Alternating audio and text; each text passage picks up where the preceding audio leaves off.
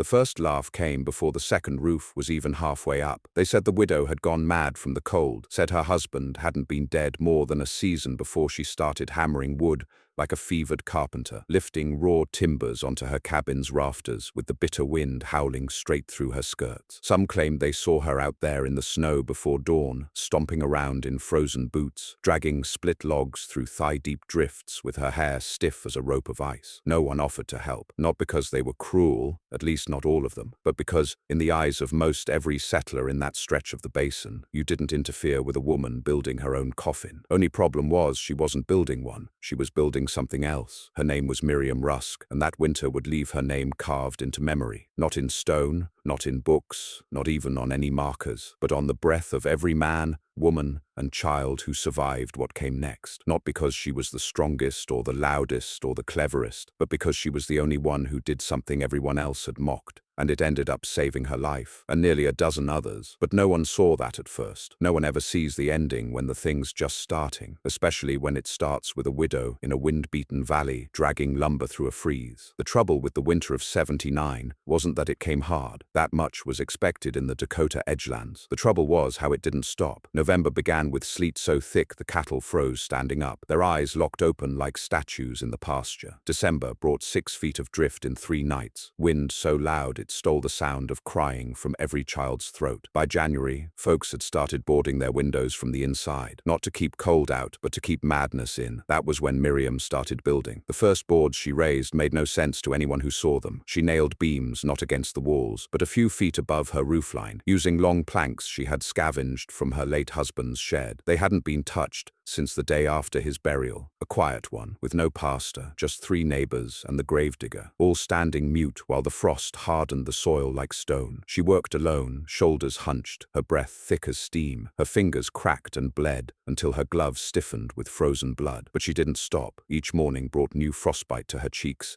but also a new row of slats above the roofline, forming what looked to most like a useless skeleton of lumber above an already battered cabin. They said she was building a wooden hat. They said it would collapse in the first snow. They said it was grief, that maybe she thought her husband's spirit was cold and needed a second roof to rest under. And still, no one helped. They watched from their own windows, panes fogged and framed with frost, cabins creaking in the wind like ships at sea, and made bets about when the whole thing would fall. What they didn't see was what Miriam saw. She saw the melt, not from books or science or hearsay. She saw it in her own house, in her own walls. Every time she lit the fire, the heat rose. Every time it rose, it vanished through the beams. She could feel it in her bones. The warmth didn't stay because the roof itself was the enemy. One layer, one shield. That was all most cabins had. And in the depths of January, one shield wasn't enough. The heat left as fast as she made it, and so she made another. By mid-January, the framework was complete. Her neighbors stopped talking and just waited. And then the cold broke everything. The storm that came that week had no name, just wind. It dropped from the northern passes like a god's exhale, sudden, brutal, endless. The snow it carried was more like ground glass than flakes. It sanded bark off trees. It stripped paint from shutters. It tore roofs open. Whole cabins were found buried to the chimney. The temperature plunged so far below zero the mercury cracked. And that's when they saw it. Miriam's cabin, 2 layers of roof with a shallow dead space between, stood like it had been born for the storm. Snow caught in the gap like a blanket. The outer roof sagged, but did not break. The inner roof held strong, and inside, Miriam didn't just survive, she was warm, 30 degrees warmer in fact. She boiled water, she cooked beans, her windows stayed clear when everyone else's iced shut from the inside. And on the 5th night, when the Thompson boy came staggering from the tree line with blood-blackened fingers and a face like a frost statue, it was Miriam's door he collapsed in front of. She took him in, and then 2 more came, a mother and daughter, half-starved and coughing from smoke inhalation after their chimney clogged with ice and pushed fire back down into their cabin. She took them in too. By week's end, there were 9 settlers under her second roof, all of them alive, all of them warm, and still no one asked how she'd known. But some of them started watching her stoke the fire once in the morning, and not again till nightfall, watching how the outer roof caught the snow like a shroud, and the gap trapped heat like a kettle's lid, watching the way her children, yes, the 2 small ones she never let speak when others were around, played on the floor barefoot, while the rest of the valley curled in furs just to survive breakfast. And slowly the laughter died, not in mockery, but in shame, because while the rest of them had been pointing, whispering, and praying, one woman had been building. And it had worked. But not everyone took it kindly. Not everyone liked being shown up by a widow with nothing but frostbitten hands and stubborn grief. Not when the worst of the winter hadn't even arrived yet. It didn't take long for the whispers to twist into something meaner. Envy in the cold has a sharper edge than hunger, and in a frozen valley where firewood was vanishing faster than bread, a warm cabin could breed resentment like rot in an open wound. Miriam's second roof hadn't just survived the storm, it had exposed the failure of every man who'd spent weeks sealing up drafts and hammering down tarps, only to wake each morning with frost on his pillow. And pride, especially in the hearts of mountain settlers who'd spent their lives making do, didn't take kindly to being outdone by a woman everyone had written off as half mad. So they started with questions, but not the honest kind. "How come your glass ain't fogged up like the rest of ours, Widow Rusk? Seems awful peculiar, you having dry boots while the rest of us got our toes blackening in wet socks. She must have got help.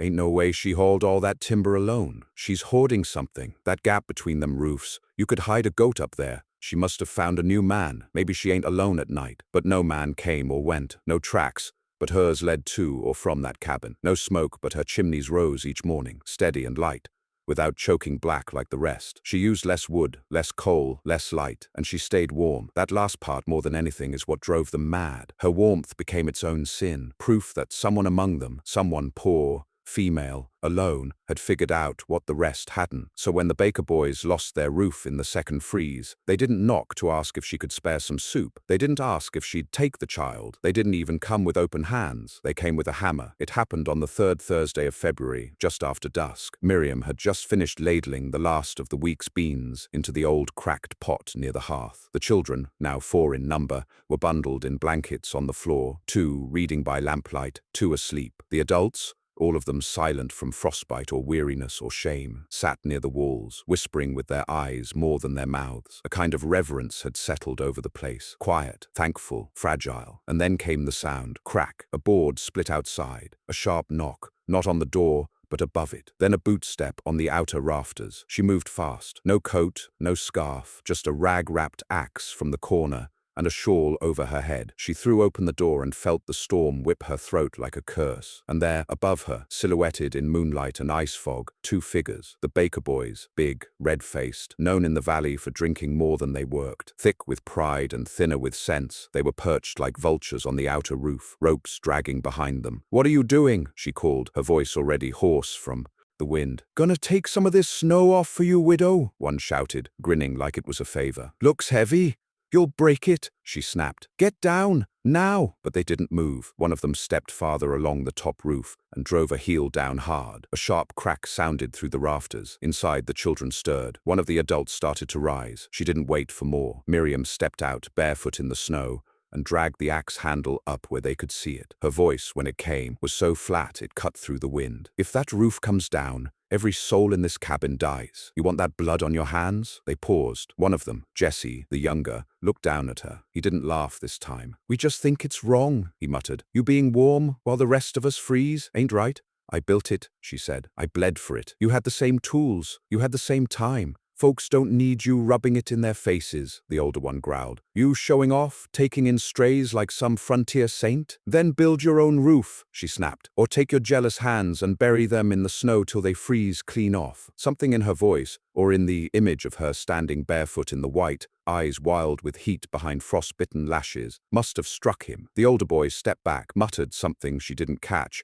and swung down the way he'd come. But Jesse lingered. "I don't want to freeze," he said quietly, the wind tearing the words from his mouth. "Then learn," she replied, and with that, she slammed the door. The damage they'd done wasn't enough to collapse it, but it cracked the outer eave. The snow that had settled between the roofs now shifted strangely with each gust. She spent the night reinforcing the joists from inside, using chair legs and fence posts stripped from her garden gate. She didn't sleep, and the next day she climbed up and fixed it herself. Not a word was said, not by those inside, not by the neighbors who watched from behind curtains. But the next night someone knocked, not violently, not in anger, just a soft knock, then another. Miriam opened the door, expecting more trouble. Instead, she saw a man standing with a bundle of wood in his arms, and a young girl clinging to his leg. "Please," he said, "my cabin's gone." The river took the back half. She looked at the child. No shoes, blue lips. She let them in. 3 nights later, the widow from upstream came with a sick baby and a torn shawl. 2 days after that, a family of 5 came stumbling in with soot on their faces, coughing from burning wet wood in a stove that had finally turned on them. She let them all in. She didn't have room, not really. But the second roof made a difference. It wasn't just the heat, it was the silence, the insulation, the way the snow, once caught between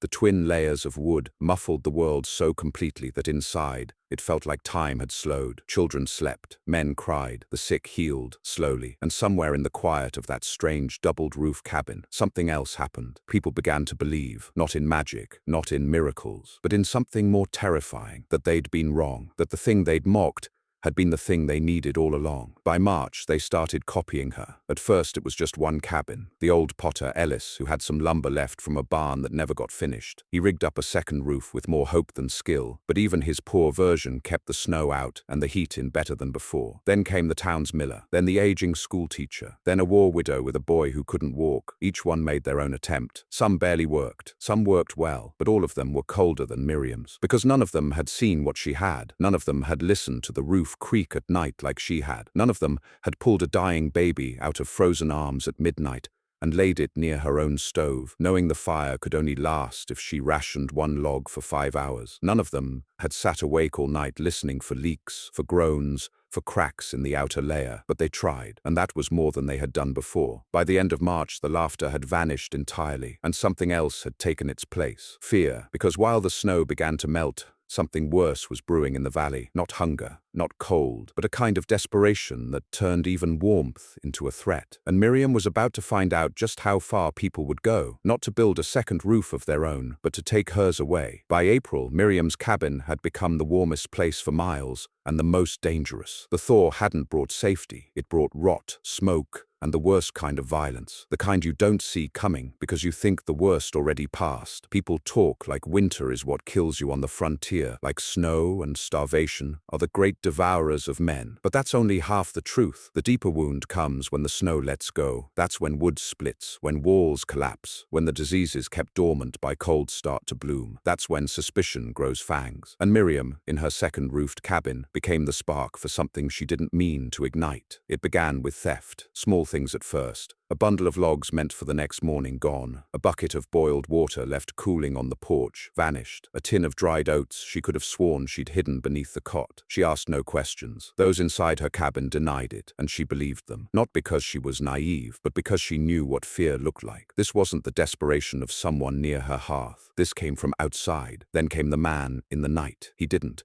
knock. He tried the latch. Miriam had reinforced the door months earlier with iron hooks from her husband's old plow. She'd bolted them herself and tied a string of bells to the inside. Sleigh bells, the kind meant for a horse long dead, now used to mark the breathing silence of a home that couldn't afford surprises. The sound woke her like a gunshot. She rose, lantern in one hand, the axe in the other. The man outside didn't speak. He jostled the latch again, then started walking the perimeter, boots crunching through the brittle ice, crusting over the thawing mud. She didn't open the door. She didn't call out. She stood near the wall and listened. He circled once, twice. Then the sounds faded into the trees. In the morning, she found boot prints. They led to her cabin, and then away, not back toward town, but toward the hills. She said nothing, but inside she braced herself. The cabin now held 13 souls, 3 children under 10, 5 women, and 5 men, all of them damaged in some way. Burned hands, smoke lungs. One had a stitched wound in his thigh from falling through the rafters of his own collapsing barn. They helped as they could, repaired the beams, sorted the food, shoveled the runoff snow. But it was still Miriam's roof that held them, and as spring approached, word of that roof spread further than the valley. It reached the foot of the ridge, where trappers were coming down with frost-bitten mules and stories of entire families buried alive in their root cellars. It reached the town outpost 6 miles east, where the last functioning telegraph pole had snapped in the wind, and no news came from the wider world, except the face of whoever wandered in half dead and trembling. And then it reached Joseph Cartwright. The Cartwright name meant something once, before the frost, before the war, before the mines failed, and the rivers dried to a trickle. Joseph was a man with too many debts, and too many guns. He'd owned the livery, the general store, and half the timber rights of the basin before the freeze. Now he owned nothing but a long black coat, a scar above his lip, and 3 men who still followed him because they feared him more than the hunger. He didn't laugh when he heard about the second roof. He didn't scoff or question it. He packed his satchel, loaded his rifle, and rode up into the hills. He arrived just before dusk, 3 horses behind him, each rider wrapped in leather and silence. Miriam saw them from the ridge. She was gathering moss and half-thawed firewood near the stream's edge, her hands still raw from stitching someone's dress into a curtain for the youngest child's bed space. When she saw the figures, she stood up straight. No fear, just recognition. Cartwright didn't dismount. He stayed seated, staring down at her like a man inspecting a faulty tool. "Well," he said, "you're harder to find than I figured." "You've got no business here," she answered, already moving toward the cabin path. "I've got business anywhere I want, widow," he said easily, but with a flint edge in his throat. "And I hear your cabin's got something mighty fine under that funny little roof. It's full of sick people and bad memories," she said. "You're welcome to turn around." His men dismounted. One of them, a tall one with a crooked wrist, began circling the yard. "You've got wood, too," Cartwright said. "Dry, neatly stacked, and a second roof." She stopped walking. "You didn't build this," he added. "You just found it, didn't you?" "You know damn well I built it." "You've always been stubborn," he said. "Even when your man was alive, you'd walk into the store like you owned it. We all said so." Miriam said nothing. "You can't keep it, you know," he went on. "Not with a thaw. It's going to get bad now. Worse than winter. People get desperate. Might be better to let someone like me manage things. You've done well. Time to rest. I've already buried one man who thought he could manage me. Then you better get ready to bury more." He smiled then, a slow, sour grin, and that was when she raised the rifle. She'd strapped it across her back when she left the cabin. She hadn't aimed it in months, but her fingers knew the stock, and her shoulder remembered its weight. She leveled it without shaking. "Take one step toward that cabin and I'll put you in the earth." The men froze. Cartwright didn't. "You won't shoot," he said. "You've got mouths to feed. You need help. A roof don't mean much if someone tears it down." "I'll shoot to protect the warmth I built," she said. "And if I fall, the people inside will finish what I start." He studied her, just for a breath, then turned his horse. "Fine," he muttered. "Let's see what happens when the thaw turns to flood." And with that, he rode back down the trail, the others following. Miriam didn't sleep that night. Neither did anyone else. The rain began the next day. Not a drizzle, a downpour. Water fell for 3 days without pause. It turned the mud to rivers. It carved trenches through the valley. It broke dams and chewed through the side of the mountain like a blade. Cabins began to collapse, not from the snow now, but from rot. Miriam's held because of the second roof, because the outer layer bore the brunt of the runoff, because the space between trapped the moisture like lungs catching breath, because she'd reinforced every beam with strips of canvas and rope weeks before. Other homes weren't so lucky. Walls turned to sponge, chimneys cracked, children coughed and didn't stop. And then, late on the 3rd night of rain, someone tried to set the cabin on fire. They came with a lantern and a rag, tucked it under the eaves of the outer roof, and ran. But Miriam had soaked the wood in melted lye and ash water weeks earlier. It didn't catch. It smoked and flared, but didn't burn. The next morning she found a note scrawled in mud on a board near the path. "You don't deserve what you built." She didn't show the others. She just doubled the watch. 2 men stayed up each night, rifles loaded, bells strung across the path. The warmth remained. The storm passed. And something shifted inside the cabin. It wasn't safety. It wasn't comfort. It was unity. People who had arrived broken now stood guard. People who had come in silence now read stories aloud to the children. They cleaned, cooked, mended, and they began to speak, finally, not of the warmth, but of how they would rebuild when the rain stopped. Miriam said nothing, but each night, when the last lantern dimmed, she would place one hand against the inner beam of the second roof and close her eyes. She could feel the temperature there, steady, warm, safe. And then, on the morning of the 4th day, the ground shook. Not a metaphor, not a rumor. The earth moved. The thaw had broken loose a boulder high above the valley, and it came down like thunder. It tore through the ridge path. It crushed 3 cabins. It flooded the stream bed, and it split the trail leading into the town. For the first time, they were cut off entirely, and Miriam's cabin, now the only fully standing structure for miles, had just become the last shelter for anyone left alive. The morning after the boulder fall was the quietest morning the valley had heard in half a year, a silence so deep it didn't feel peaceful, but hollow, like the world had exhaled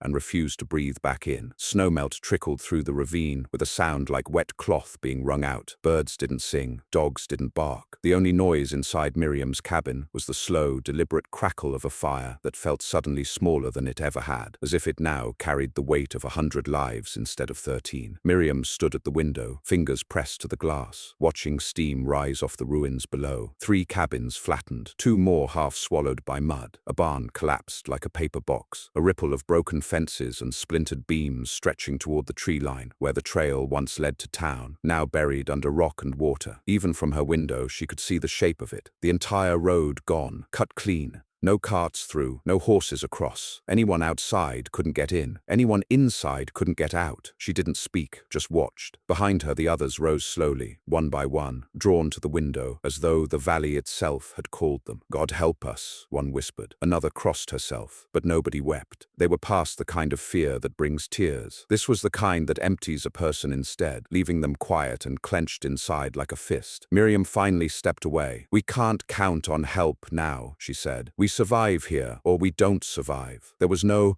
argument. The next 4 days blurred into something that wasn't quite living, more like enduring. Every hour was spent mending, fortifying, rationing. Miriam split duties without raising her voice. 2 tending the sick, 2 cutting wood, 1 boiling meltwater, another sewing blankets from old shirts. The children carried twigs like soldiers on patrol, collecting scraps with tiny, numb hands. They'd learned to listen, without question, to the woman whose roof hadn't failed them. That roof, that strange doubled structure everyone once mocked, was now the heart of the settlement, the only shelter wide enough to gather souls like drifting leaves. And as word spread through what remained of the valley, more people came. A trapper with frostbitten toes wrapped in burlap. "Keep the fire low, don't waste bullets." People moved instinctively. The old miner braced himself beneath the center joist, hands shaking but unbroken. The teenage boy shoved furniture beneath a bending beam. A mother dragged her 2 children beneath the table and threw blankets over them like armor. The cabin roared with noise, axes striking outer wood, boots pounding frozen mud, the second roof trembling above them like a heartbeat. And over it all, Cartwright's voice. "This roof comes down tonight." Maybe he believed it. For a moment Miriam almost believed it too. The structure buckled. Snow fell. The air filled with choking powder. A beam cracked, loud as a rifle, but it didn't break, because every set of hands inside held it, every shoulder pressed against it, every breath inside warmed it. And then, from the hillside, another sound. Voices, not Cartwright's men, dozens more, settlers, survivors, people who'd followed the tracks in the mud, people who'd seen the only standing cabins glow and come running, men with saws, women with rifles, families with nothing left but frozen hope. Cartwright turned, startled, just as the newcomers approached, shapes moving through the mist. A shout rang out, "Leave the widow's roof alone!" Cartwright looked around at the circle closing. His men faltered. He took 1 step back, then another, and then he fled into the trees, disappearing into the dark like a shadow swallowed by deeper shadow. Axes fell silent. The roof stopped shuddering. Inside the cabin, people sagged to the floor, trembling, alive. Miriam didn't collapse. She didn't cry. She didn't shake. She just placed her hand once more against the inner beam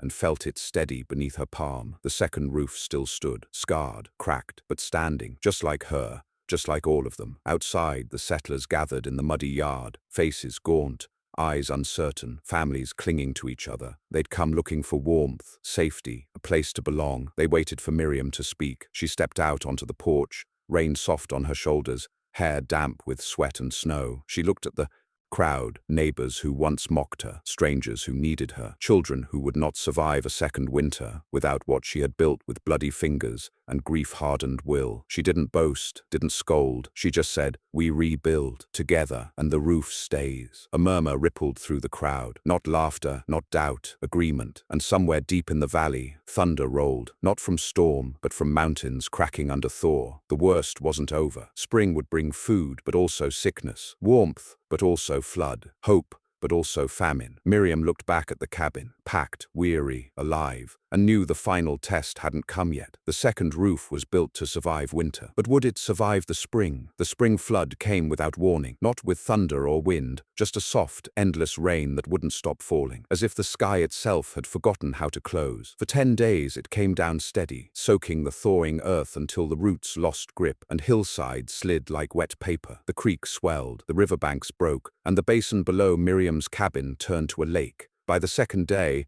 The outlying cabins, what few remained, stood knee-deep in black water. By the third, only the chimneys showed. The old cart path down into town had become a current, thick with branches and debris, carrying away whatever hadn't been tied down. Barrels, crates, dead livestock, a child's wooden horse. The only building above the flood line was Miriam's. Her second roof had never been meant for flood. It was built for cold, for silence and stillness, not the roar of water rising by the hour. But the thing about smart design, real, stubborn, hands in the wood kind of smart, is that it can survive more than it was made for. And somehow so could she. The roof held, the inner beams swelled but did not split. The outer layer bowed under the weight of sodden snowmelt, but instead of cracking, it funneled the water into the sides of the slope, sending it harmlessly past the foundation. Miriam stood barefoot in the entryway, watching the flood lick the base of the front step, like a dog sniffing a door it didn't dare open. Behind her, 47 souls were packed shoulder to shoulder, not just survivors now, builders. In the weeks after Cartwright's failed raid, the survivors from across the valley had begun bringing what little they had: timber scraps, canvas, tools, jars of beans, broken hinges, and rebuilding alongside Miriam. They raised lean-tos against the cabin walls, stitched together from ruined barns and scavenged window frames. They dug trenches, stacked earthworks, reinforced the slope behind the cabin with stone and straw. The double roof remained at the center, not just a source of warmth now, but a symbol. Not one person questioned Miriam's word, not after what they'd seen. Even the men who once mocked her now deferred to her quiet nods. It wasn't that she demanded obedience. She simply earned it, one act at a time. She made no speeches, gave no orders, just showed up every morning with bleeding hands, frost still in her hair, dragging logs or checking rafters, testing joints, wrapping cloth around swollen beams with the same quiet determination she'd had from the start. She'd stopped being a widow in their eyes. She had become something else, not a leader, a foundation. And now, as the floodwaters kissed the edge of her doorstep, it was that steadiness, that absolute, unshakable core that kept the others from falling into despair. But they were close. The food was almost gone. The dry wood was half rotted. People were coughing again. And the road out, the only road, was still gone. She gathered the able-bodied that night, 9 of them, men and women both. No one over 50, no one under 15. "We need to make it to the high trail," she said. "Above the ridge, South Fork." "You'll never make it," someone said. "The rocks are less dangerous than starving here, but the path—" "I know the path," she said simply. "I walked it when I was 16. She didn't mention it had taken her 3 days back then, in fair weather,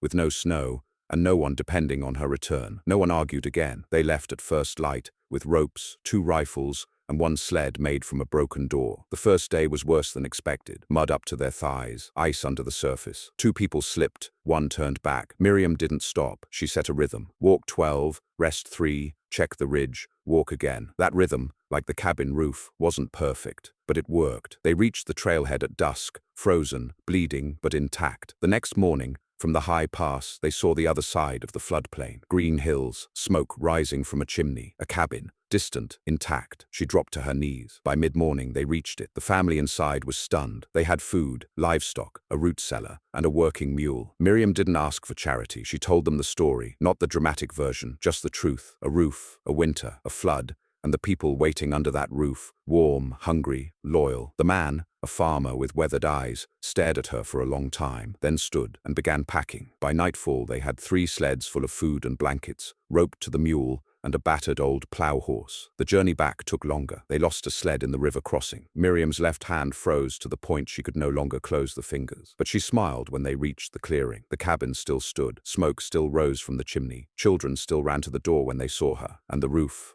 battered, heavy with runoff, groaning like an old man's knees, still held. They cheered her return. She didn't want cheering. She wanted the roof to hold 1 more week. It held for 3. By then the floods receded. The trail to town was passable again. A trader came through, eyes wide at the sight of so many still alive. "You did this?" he asked Miriam, eyes on the cabin. "No," she said. "They did." But they all looked at her when he asked. A month later, a small article appeared in the Dakota Territorial Register, barely 2 paragraphs, bottom of the page. "Widow's Roof Saves Valley from Freeze and Flood." No names, no photos, just a passing tale. But those who'd been there didn't need ink or paper. They had the scars, they had the memory, and they had the warmth. That summer, when the ground dried and new cabins rose from the mud, many copied her roof. Not all could build it right. Some left too much space between. Others sealed it too tight, trapping moisture that turned to mold. But Miriam's remained the gold standard. The old-timers called it the widow's roof. Some tried to rename it the double lid or the frontier cap. But the name that stuck, the one passed from carpenter to settler to ranch wife and logger and schoolteacher, was simple: the Rusk roof, because no one forgot the woman who built it with frostbitten hands and buried love, who outlasted storms, thieves, raiders, and fire, who faced a whole valley's laughter with a hammer in one hand